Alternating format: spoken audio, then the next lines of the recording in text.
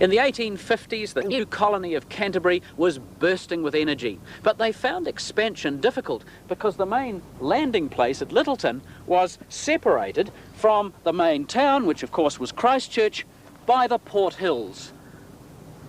Getting goods from one to the other was laborious.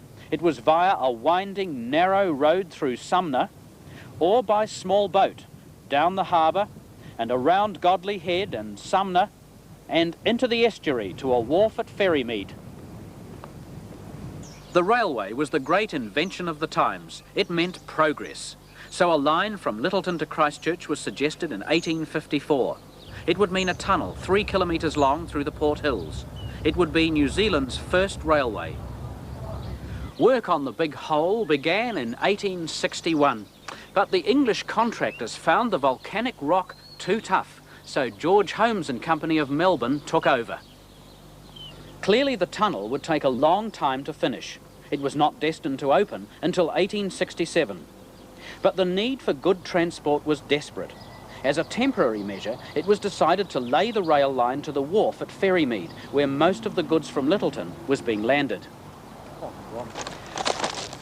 Today's Ferrymead Railway follows exactly the route of that original railway of 1863. On December the 1st, 1863, a warm Canterbury day saw the people of Christchurch out in their best clothes to celebrate this day to remember.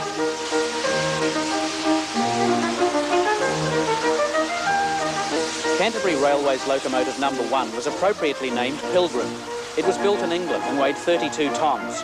We're told Pilgrim and the other engines in the class could do over 100 kilometres an hour. Such speeds were possible because of the wide gauge they used. The gauge is the distance between one rail and the other. As you can see, the rails are much further apart than on today's trains. I would say that the brake van... Information on how these early trains ran is scarce, and for Wayne Morris and Robin Knight, that's been a bit of a problem. They've been struggling to build from scratch a model of Ferrymead in 1863. The hotel they've built has 5,000 individually cut shingles on the roof. Our biggest problem was finding the detail information regarding colouring of the locomotive, the passenger cars, the wagons, and the buildings. Well, you've chosen a shade of green for the locomotive. Was that the colour it was supposed to be?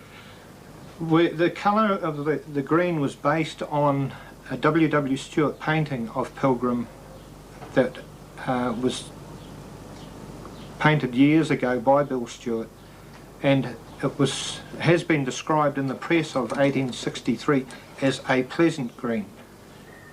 The Ferrymead Railway itself really only lasted till the tunnel was built, didn't it? Yes, well, it was New Zealand's first railway to open, and or public railway to open, and it was New Zealand's first railway to close. In 1867, the Lyttelton Tunnel opened, New Zealand's first and one of the longest in the world.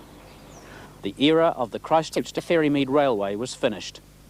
The provincial government went on to lay tracks to Rakaia and to Amberley.